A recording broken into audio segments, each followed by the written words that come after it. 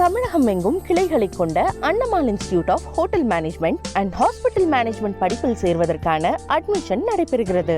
Semmalai sir, இப்போ அதிமுக எப்படி பார்க்குது? டெல்லியில என்ன மாற்றம் வரும் அப்படின்னு நினைக்குது? யாருக்கு நீங்க ஆதரவு கொடுக்க போறீங்க? அதாவது தேசிய கட்சிகளை பொறுத்தவரையில் இன்றைக்கு இருக்கிற 2 தேசிய கட்சிகளை பொறுத்தவரையில் அனைத்து இந்திய அண்ணா திராவிட முன்னேற்ற கழகத்தை பொறுத்தவரை எங்களுடைய பொதுச் செயலாளர் சொன்னதன் அடிப்படையில் சொல்லுகிறேன், 2 கட்சிகளையுமே நாங்கள் சமதூரத்தில் வைத்து தான் பார்க்கிறோம். எந்த கட்சிக்கும் ஒட்டுண்ணியாக நாங்கள் இருக்க விரும்பவில்லை. இந்த தேர்தலில் வெற்றி பெறுகிற நாடாளுமன்ற உறுப்பினர்கள் மக்களவைக்கு சென்று மாநில உரிமைகளுக்காக, மாநிலத்தினுடைய மக்களினுடைய தேவைகளுக்காக குரல் கொடுக்கிறவர்களாகத்தான் நிச்சயமாக இருப்பார்கள். எங்களை பொறுத்தவரையில் டெல்லியிலே எந்த கட்சி ஆட்சிக்கு வந்தாலும் எங்களை அதை பற்றி கவலை இல்லை எங்களுக்கு. இன்னொன்று, தேசிய கட்சிகளை பொறுத்தவரையில் சமீபத்திலே நாம் பார்க்கிறோம், இன்றைக்கு 5-6 கட்ட தேர்தல் முடித்து விட்டது. அந்த 6 கட்ட தேர்தலில் வாக்கு பதிவை பார்க்கிற போது அநேகமாக ஒரு 65% என்கிற அளவில் தான் ஆவரேஜாக இருக்கிறது. இதிலிருந்து என்ன தெரிகிறது என்று சொன்னால், மக்களே வாக்குகளிப்பதற்கு தயங்குகிறார்கள், அது விரும்பவில்லை.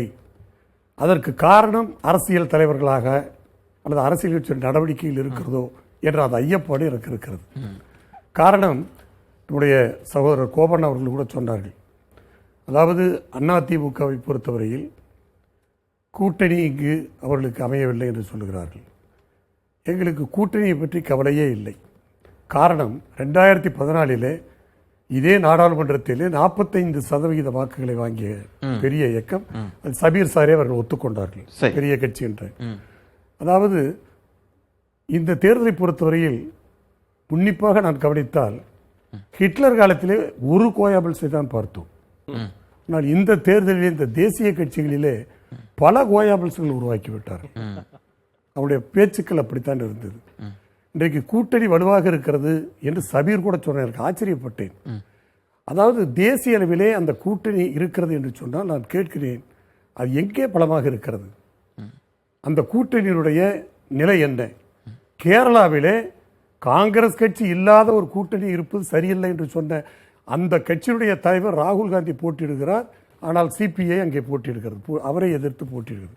யூபியிலே காங்கிரஸை எதிர்த்து கம்யூனிஸ்ட் போட்டியிடுகிறது. அங்கே மேற்கு வங்காளத்தில் ஆதிர் ரஞ்சன் சௌத்ரி என்று சொல்லுகிறார் என்று சொன்னால், அதாவது நீங்கள் திரிணாமுல் காங்கிரஸ் ஓட்டு போட வேண்டாம், அதுக்கு பிஜேபிக்கு ஓட்டு போட்டு செல்லுங்கள். இதெல்லாம் பாஜக காரங்களே பேசினது தான். இல்ல நான் சொல்றேன், அதாவது எங்கே கூட்டணி அதான் இன்டாக்டா இருக்குது. உங்கள் உள்ள கிடக்கை, உங்களுடைய உட்கருத்து அப்படின்றது இந்தியா கூட்டணி வெற்றி பெற வாய்ப்பு இல்லை. அதுக்கு சொல்லல, அதான் முதல்ல சொல்லிட்டேன். அதாவது வெற்றிகள் இதா இருக்கும், இந்த வெற்றிகள் ஒரு கட்சிக்கு ஏகபோகமாக இருக்கு. தமிழ்நாட்டுக்கு சொன்னது, நான் டெல்லிக்கு கேட்கிறேன். அங்கேயும் அப்படித்தான் சொல்றேன் நான், அங்கேயும் அப்படித்தான் சொல்றேன். அதே மாதிரி இன்னொன்று என்ன சொல்றேன்னா, இப்ப இங்க இன்டாக்டா இங்க தமிழ்நாடு கோபனா கூட சொன்னாரு, இங்க இன்டாக்டா இருக்குது. நான் கேட்கிறேன், இப்ப காங்கிரஸோட இப்ப பேசுறாரு, கூட்டணியில இருக்கிறதுனால பேசுறாரு. ஏன்னா திமுகவினுடைய தயவால் தான் அவர்களுடைய கட்சியிலிருந்து நாடாளுமன்ற தேர்ந்தெடுக்கப்படுவார்கள் என்ற அந்த தேவைக்காக பேசுகிறார். நான் கேட்கிறேன், இந்த கூட்டணி 2026 தொடருமா என்பது பொறுத்திருந்து பாருங்கள். இன்னொன்று, சரி, நீங்க நான் 24க்கு ஒரு டிபேட்டை வச்சா நீங்க 26க்கு நகர்த்திட்டீங்க. சரி, இப்ப ராகுல் காந்தி, இப்ப திமுக சொல்றேன், இப்ப திமுக தலைவர், அதாவது மரியாதைக்குரிய திரு ஸ்டாலின் அவர்கள் இன்றைக்கு முதலமைச்சராக இருந்து கொண்டு ஒரு சூழ்நிலையின் கைதியாக இருக்கிறார்.